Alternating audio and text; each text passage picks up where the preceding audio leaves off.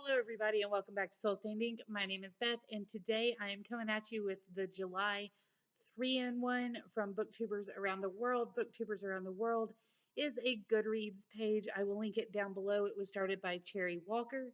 This month's topic is the top 3 books you like to read over the summer or great summer reads. Most of you have probably already seen the first 3-in-1 video I posted, which is children's and middle grade.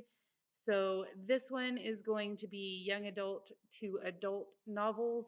There are a couple in there that can arguably be called middle grade, but for me, this series moves, and I'll explain it all in just a second. So let's get going.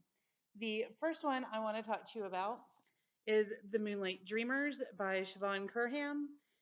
This actually does take place kind of during the winter in school setting, kind of, but it just had really strong friendship, discovering yourself vibes, which made me kind of feel like summer anyway. So that is why I am putting this in the great summer reads. Plus, if you want to have a little cool down, sit in front of a fan and read this, it's absolutely fabulous. The next book, maybe I shouldn't put that on the computer. The next book I want to talk to you about is a series. Actually, both of the things I'm talking to you about next for young adult are series. The first one is the Illuminae Chronicles. I only own Gemina. I listened to Illuminae as an audiobook and haven't purchased it yet. But I love these, and they are great reads for the summer months. There is a lot of adventure going on, and it just feels awesome to listen or read and have all of that action and adventure just swirling around you while you sit in your air conditioning over the summer. The other duology I want to mention as a great summer read is The Six of Crows duology by Leigh Bardugo. Uh, this one has all of the adventure and action and fantasy elements you could want, and there's a little bit of heat involved as well.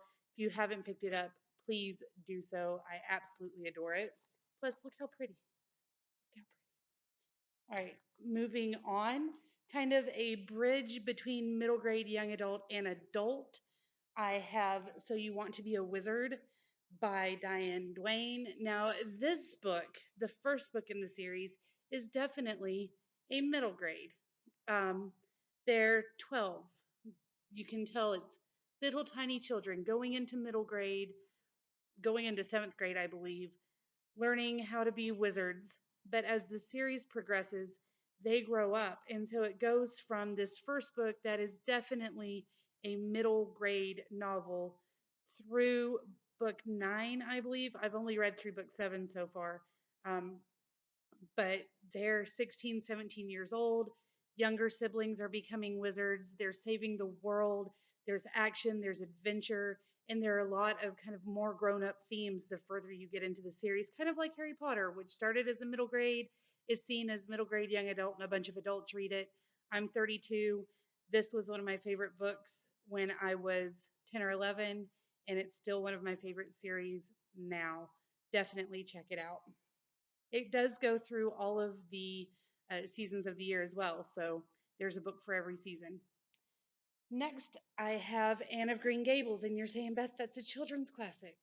Anne of Green Gables is, but Anne of Avonlea, she's a little older. She's, uh, young adult. And then an adult, Anne's House of Dreams, she's an adult.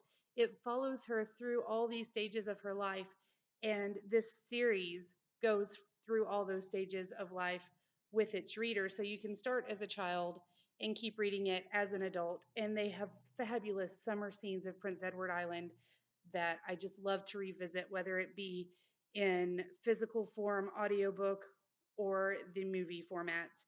Absolutely beautiful writing and a great story. All right, now let's go to my last couple of books, which are the adults. Um, the first one I want to talk to you about, The Shadow of the Wind by Carlos Ruiz Zafon. This is Barcelona, and it talks about Barcelona mostly in the winter. It's a great kind of chiller thriller book to read over the summer. Get yourself cooled off. If you want to wait until the fall or the winter and read it, it'll be absolutely fabulous then. But the reason I am choosing this book is because it is the only Carlos Ruiz Zafon book that I own. But I've listened to a couple of others on audio, and they all have that same beautiful, chilling, gorgeous writing style.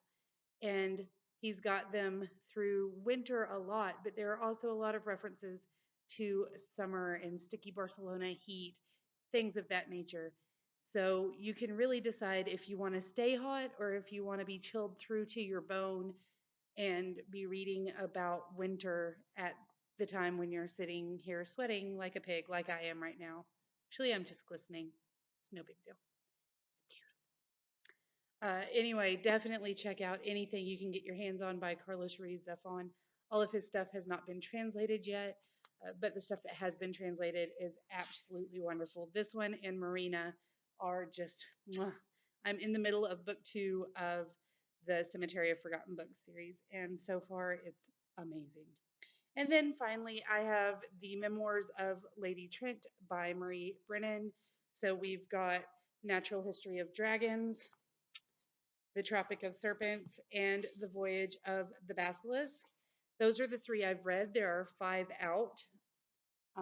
I really look forward to reading book 4, which I own, and to purchasing book 5 when it comes out in the paperback version that matches the rest of my books. Those books are adventurous. They have a very personable memoir feeling to them that's absolutely just fun to read.